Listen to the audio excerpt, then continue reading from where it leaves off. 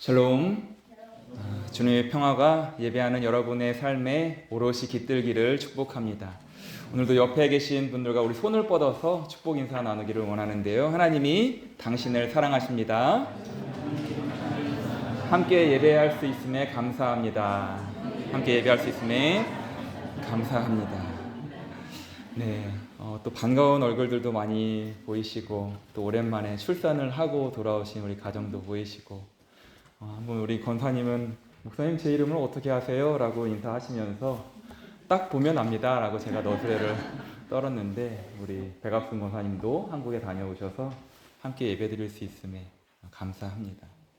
여러분, 지난 한 주간 허락하신 삶의 자리마다 하나님의 자녀들로 살아내시느라고, 하나님의 아들, 딸들로 부단히 살아내시느라고 참 애쓰셨습니다.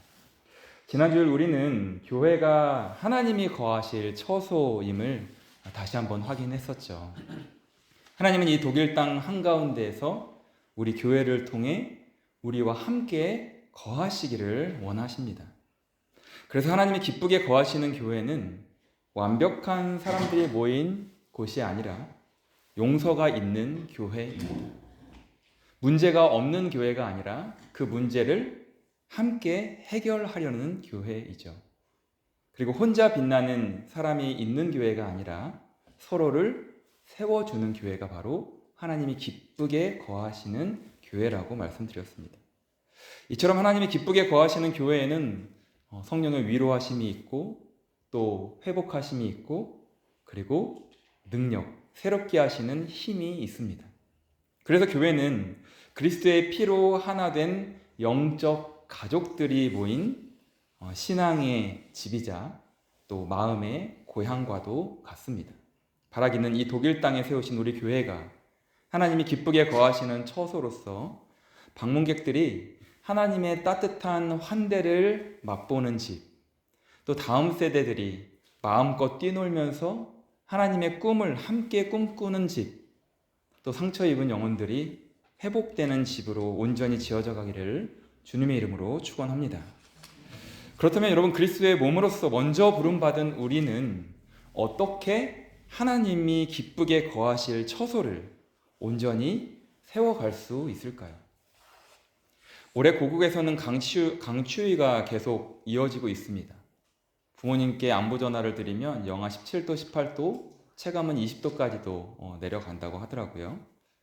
독일도 상대적으로 기온은 그리 낮지 않지만 해가 짧고 또 건조한 날씨에 체감하는 추위는 만만치 않습니다. 오늘 맑은 날씨를 허락하셨지만요. 봄이 오고 있다고는 하지만 아직 움츠리고 있는 시기이죠. 비단 겨울 날씨뿐만 아니라 독일에 와서 만나는 분들과 제가 이제 우리 아헨교회, 또 디셀도르프 필라델비아 교회 합쳐서 하나의 법인인 우리 라인란트 지방 한인교회를 어떻게, 과거에 어떻게 흘러왔고 또 현재의 모습은 어떠하며 앞으로의 그 미래의 비전을 어떻게 꿈꿔갈 수 있을까 만나는 분들마다 대화를 나눠보면, 그런데 하나같이 공통점이 있습니다. 목사님, 코로나 이후에 교회가 많이 바뀌었습니다. 우리 교회뿐만 아니라 전반적인 어떤 사람들의 인식이 바뀌었다라는 것을 말씀하는 것이겠죠. 맞습니다. 세계적으로 코로나19라는 팬데믹을 통해서 온 인류가 한계를 경험하면서 세계 경제는 불안해졌고, 전쟁의 소식은 점점 줄어들기를 우리는 기도하지만 어쩐지 전쟁의 소식은 점점 늘어나기만 합니다. 그러한 긴장 상황에서 사람들의 마음에도 만만치 않은 추위가 몰려왔다는 뜻이겠죠. 그러나 여러분, 그리스도인의 진가는 바로 이런 상황에서, 이럴 때 더욱 빛을 발해왔습니다. 과거의 로마 제국 시대의 첫 300여 년간 두 차례의 유명한 대역병이 발생했는데, 하나는 안토니우스 역병, 1165년에서 180년 사이에 창궐했던 안토니우스 역병과 또 249년에서 262년에 창궐했던 키프리아누스 역병이 발생했다고 합니다. 그때 엄청난 사회적 혼란을 초래했었고, 또 그 로마 제국의 군사적인 약화, 또 인구도 감소하고, 또 사회적으로도 혼란한 시기, 경제적으로는 말할 것도 없이 붕괴되고, 마침내 그 로마 제국이 몰락하기까지 막대한 영향을 끼쳤던 것이죠. 이처럼 강력해 보이는 인간들이 이러한 자연재해라든지 전쟁이라든지 또 생명 출산도 사실은 마찬가지죠. 저마다의 한계를 경험하게 되면 공통적으로 찾는 것이 있습니다. 바로 신입니다. 인간이 한계를 경험하면 나의 능력 이상의 초월에 계시는 분을 찾게 되는 것이죠. 그 이유를 성서에서 찾는다면 인간은 영원을 사모하는 존재이기 때문입니다. 전도서 3장 11절의 말씀인데요. 새 번역보다는 개역개정본이 훨씬 더 와닿아서 준비했습니다. 하나님이 모든 것을 지으시되, 모든 피조된 세계라는 것이죠. 때를 따라 아름답게 하셨고 또 사람들에게는 영원을 사모하는 마음을 주셨느니라. 그러나 하나님이 하시는 일의 시종을 사람으로 측량할 수 없게 하셨도다. 아멘. 생명, 죽음. 사실 이 문제만큼은 인간이 어떠한 노력을 해도 진시 왕도, 솔로몬 왕도 세계에서 누려볼 것 다 누려봤던 최고의 명예, 부 가졌던 사람들도 이 생명의 문제만큼은 어찌할 수 없는 한계를 경험합니다. 그러면 곧 저마다 신을 찾게 되는 것이죠. 그런데 눈여겨볼 것은 당시 저마다의 신을 찾으며 다른 종교를 믿고 있던 이교도인들, 그러니까 다른 종교인들의 모습은 어떠했는지 알렉산드리아의 감독이었던 디오니시우스는 이렇게 기록하면서 증언했습니다. 그러니까 타 종교 사람들은, 이교도들은 처음 질병이 발생하자 아픈 자를 내쫓았고 가장 가까이 있는 자들이 먼저 도망쳤고 병든 자가 죽기도 전에 거리에 버려지고 매장하지 않는 시신을 흙처럼 취급했다. 그들은 이렇게 함으로써 치명적인 질병의 확산을 막고자 했으나 아무리 몸부림쳐도 도망치기 어렵다는 점을 알게 되었다. 그 결과 가족과 가축들은 유기되었고 돌보지 않던 가축 또한 죽어서 도시는 황폐화되었습니다. 물론 인간의 연약함을 보여주는 단면이기도 하지만 그만큼 이기주의와 개인주의가 팽배해졌다는 것이죠. 이처럼 지진이나 또 기근, 또 재난이 일어나고 위기에 직면할 때 나타나는 첫 번째 인류의 현상은 이기주의와 또 불법, 무엇보다 나에게 그래도 있었던 그 사랑이 식어짐입니다. 이러한 현상들이 나타나게 되는 것이죠. 일찍이 그래서 예수님께서도 마태복음 24장 9절에서 12절에 이렇게 말씀하셨습니다.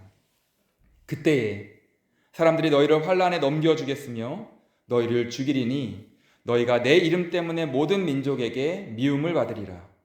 그때에 많은 사람이 실족하게 되어 서로 잡아주고 서로 미워하겠으며 거짓 선지자가 많이 일어나 많은 사람을 미혹하겠으며 불법이 성함으로 많은 사람의 사랑이 식어지리라. 실제로 사회적 위기가 심화되자 이기주의와 개인주의가 팽배해졌고 사랑이나 배려나 어떤 베품에 대한 그런 자선적 사랑의 가치가, 선한 가치가 점점 사라졌던 것이죠. 그런데 이런 상황에서 로마가 믿던 많은 종교마저도 그 의미를 상실했습니다. 로마 제국에는 자연, 어떤 돌이나 어떤 물이나 이런 자연 종교를 믿는 자연 종교, 또 신비로움을 따르는 신비 종교, 그리고 그 로마 자체에 민족 종교들이 많이 있었는데 그런 모든 이교 종교들은 이러한 재난 앞에서 무능했습니다. 이들 이교와 이교도들의 눈앞에 그 재난에 무력했다기보다는 그들이 무력했다기보다는 그 종교 자체가 무력한 의식적 종교에 불과했기 때문입니다. 이 사람들은 제사, 어떤 행동에서 보여지는 것, 드러나는 것, 이런 제의를 중심으로 하는 종교였기 때문에 신은 어떤 존재이며 무엇을 할 수 있는가에 대한 관심보다는 신도들의 행위, 즉 신도들이 무엇을 제물로 바칠 것인가가 중요시 되었던 그런 종교였습니다. 일례로 여러분 우리나라 사람들은 다 아는 심청이 있죠. 사실은 그것도 인신제사의 어떤 인식으로부터 생겨난 어떤 동화입니다. 성경에서도 몰록이라는 그 아들, 자기의 아들을 이름도 모르는 신에게 바쳐서 뭔가의 재난을 해결하고자 하는 그런 장면들도 나타나죠. 그러니까 모든 인간들의 이 마음 가운데 그러한 헛된 신을 찾는 심정이 있다는 것이고, 나의 한계를 경험했을 때 무언가를 지푸라기라도 붙잡고 싶은 그러한 심정이 있다라는 것입니다. 그런 종교의 시대에 불의 신도 찾았을 것이고, 물의 신도 찾았을 것이고, 땅의 신 등 다신교적인 이런 사회에서는 사실 신들이 각기 다른 기능을 행사한다고 인식했습니다. 그러니까 땅의 신은 땅을 관장하고, 물의 신은 물에서 일어나는 일들을 관장하니, 물의 신도 인정하고 땅의 신도 인정하고 바다의 신도 인정하는 이런 인식이 가득했던 것이죠. 그래서 여러 신을 동시에 섬겨도 로마 시대 당시에는 어떤 인간의 내적 충돌을, 그러니까 마음의 양심의 거리낌을 전혀 느끼지 않았던 시기였습니다. 그렇다면 여러분, 초기 기독교는 그렇게 많은 이교도들이 팽배했던 시대에 역시 우리가 지금 믿는 초기 기독교도 존재했습니다. 초기 기독교는 로마 제국 사회의 위기 상황에서 그렇다면 어떻게 대처했을까요? 카르타고의 주교였던 키프리아누스는 이렇게 말했습니다. 우리가 단지 우리들만을, 즉 그리스도인들만을, 우리 교인들만을, 우리 성도들만을 소중히 여기고 우리끼리만 자비를 베푼다면 그것은 놀라운 일이 아니지만, 세리나 이교도들이 하는 것 이상으로 선으로 악을 이기고 하나님께서 관용을 베푸신 것 같이 관용을 베풀고 원수조차도 사랑하며 주님께서 권고하신 대로 핍박하는 자의 구원을 위해서 기도한다면 우리는 온전하게 될 것입니다. 하나님께서는 변함없이 태양을 떠오르게 하시며 비를 내리셔서 씨앗들을 기르시고 이러한 모든 선하심을 그의 백성들에게 보이실 뿐만 아니라 이방인들에게도 그렇게 하십니다. 만일 누가 스스로 하나님의 아들이라고 고백한다면 그 사람은 아버지를 본받아야 함이 마땅하지 않겠습니까? 즉 아버지의 독생자로 오신 예수님이 살아내신 삶과 그 가르침대로, 그 모습대로 살아내야 함이 마땅하지 않겠습니까? 라고 말했습니다. 이런 가르침에 따라서 그리스도인들은 위급하고 어려운 사람에게 사랑을 베풀고 도움을 베풀고자 했죠. 이교도들은 자식을 버리고 도망가고, 장성한 자식들은 연로한 부모를 버려두고 도망갔습니다.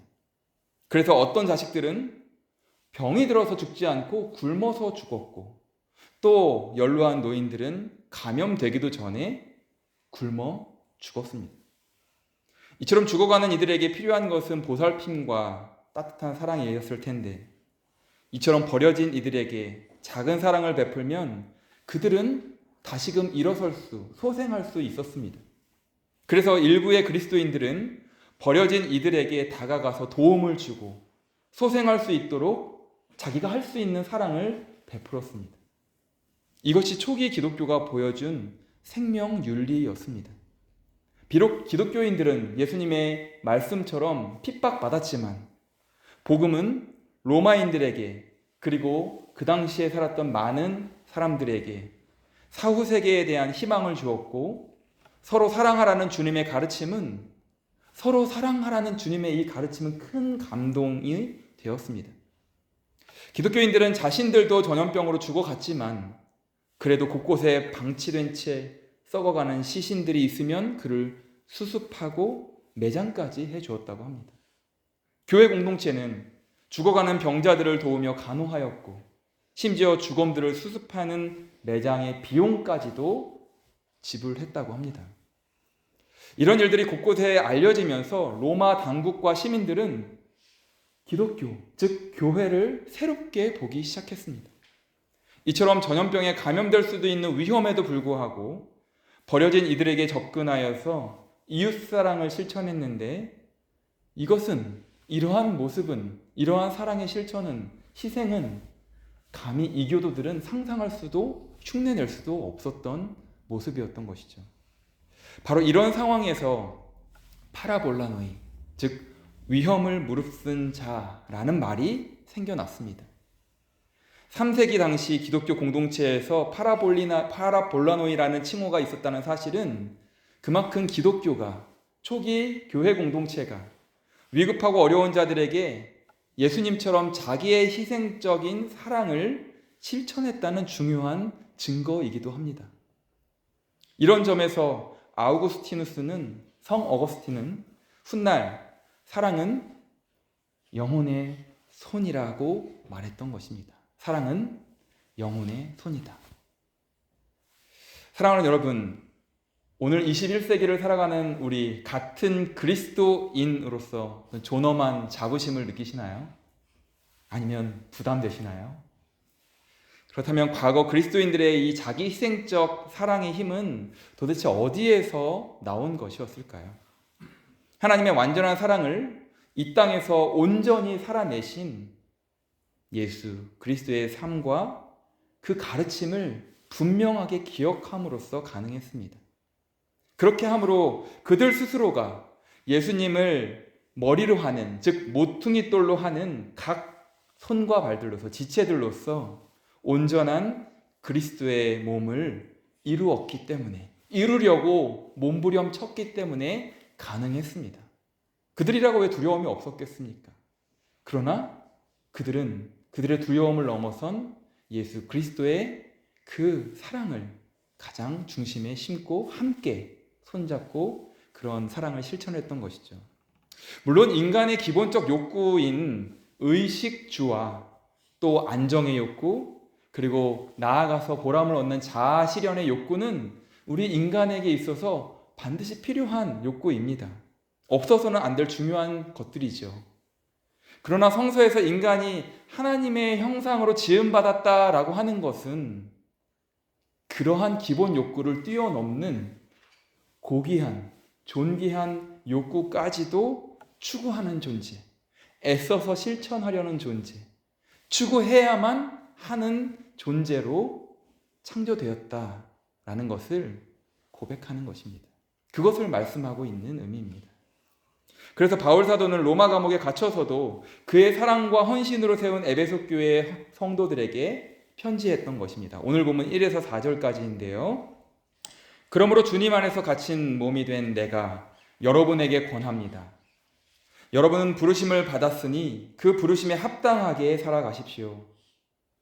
겸손함과 온유함으로 깍듯이 대하십시오. 오래 참음으로써 사랑으로 서로 용납하십시오. 성령이 여러분을 평화의 띠로 묶어서 하나가 되게 해주신 것을 힘써 지키십시오. 그리스도의 몸도 하나요, 성령도 하나입니다. 이와 같이 여러분도 부르심을 받았을 때에 그 부르심의 목표인 소망도 하나였습니다.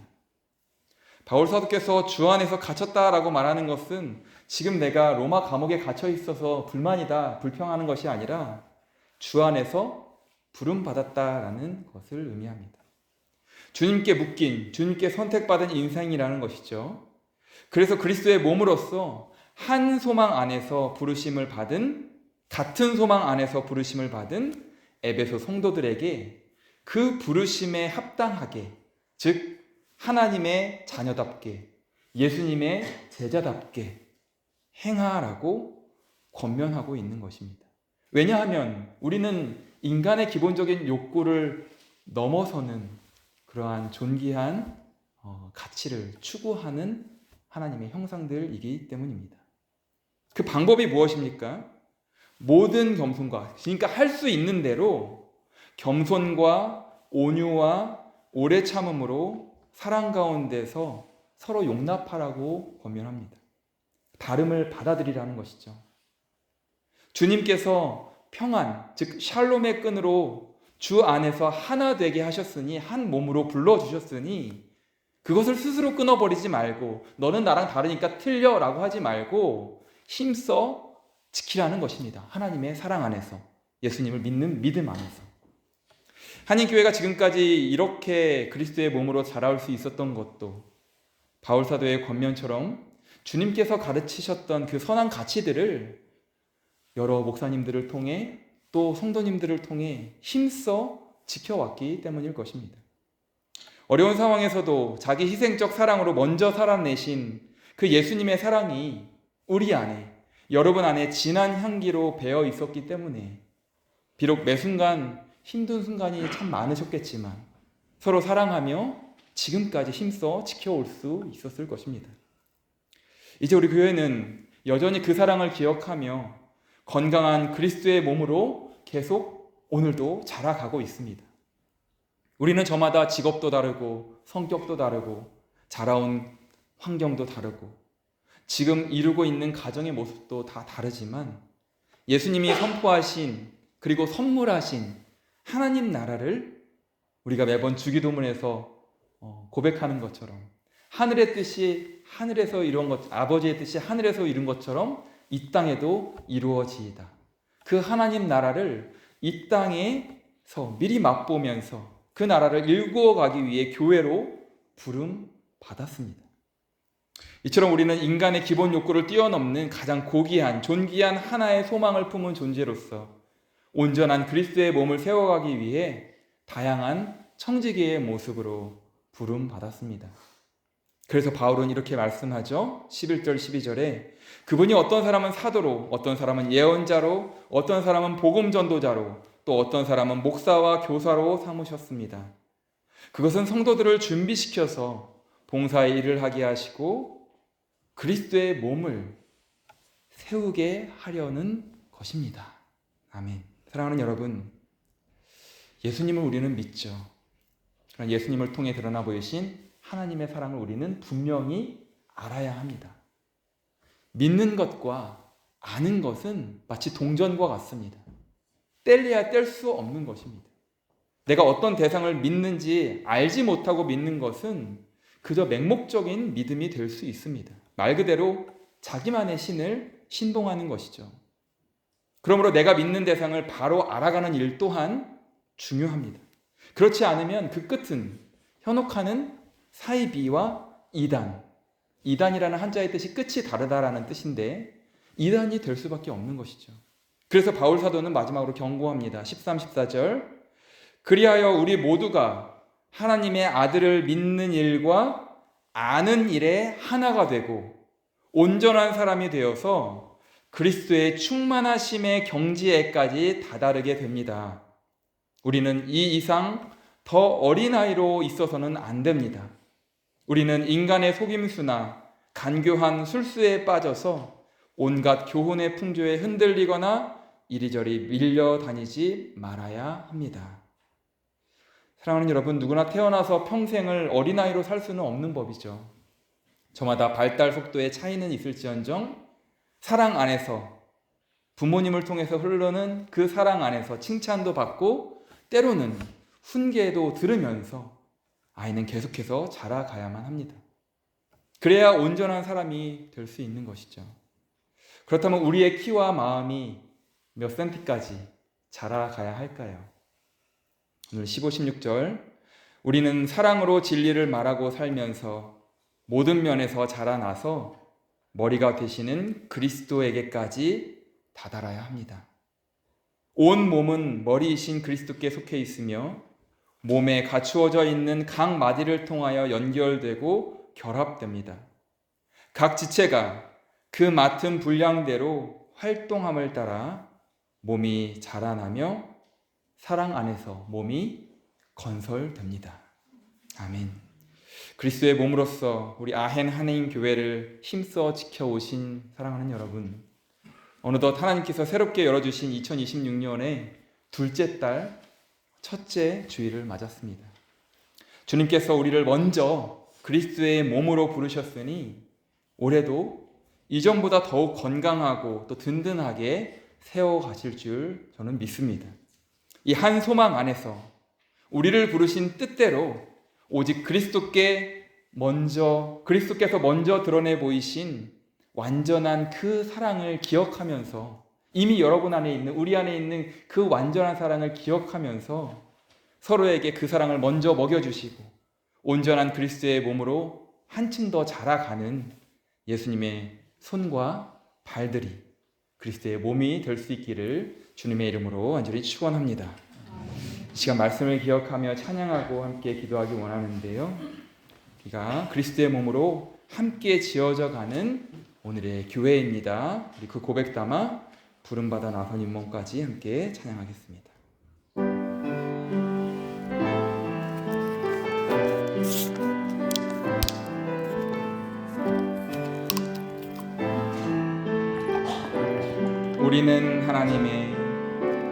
우리는 하나님의 자녀, 주 사랑 안에 우리 거할 때 주님 나를 사랑하신 것 같이 우리도 서로 사랑할 수 있네. 주님의 몸된 교회입니다. 우리는 주의 몸된 교회. 모든 지체가 하나 될 때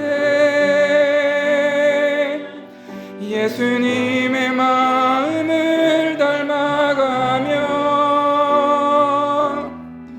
고통과 즐거움 함께 나누네. 하나님 안에서 우리가 서로, 하나님 안에서 우리 서로 이어져 주가 거하실 성전이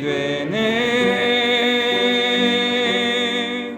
모퉁이 돌 되신 예수와 하나 되게 하신 성령 안에 함께 하나님 안에서 우리 서로 이어져 있음을 믿음으로 고백하기 원합니다.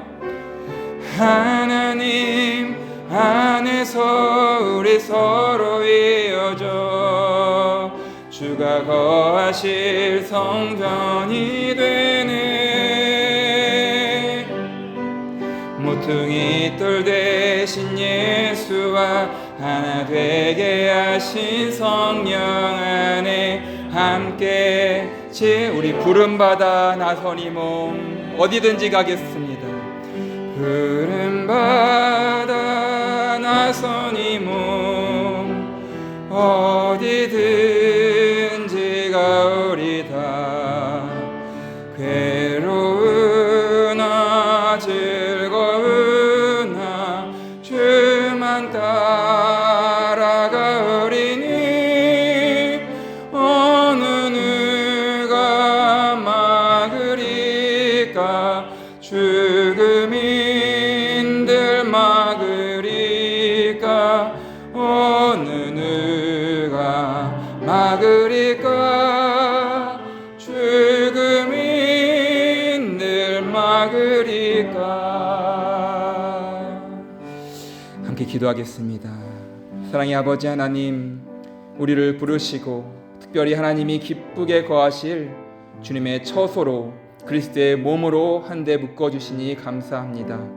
하나님, 부족하지만 그리스도를 모퉁이 돌로 삼고 우리가 주님의 손과 발 되어 세상에 하나님의 사랑을, 평화를, 의로움을 드러내기를 원하오니 주님, 우리를 든든히 세워주시고 또 이 안에 상한 심령이 있다면 주님의 사랑으로 회복시켜 주시고 주님의 형상을 닮은 성도들이 서로 사랑하며 위로하며 또 손잡아주며 부둥켜 안고 함께 울고 함께 웃는 그리스도의 온전한 몸으로 주님 다스려 주시고 다듬어 주시고 자라가게 하여 주옵소서. 그래서 2026년 더욱더 하나님이 기뻐하실 온전한 그리스도의 몸된 공동체로 건강한 그리고 든든한 그리스도의 몸으로 온전히 자라갈 수 있도록 은혜를 더하여 주옵소서.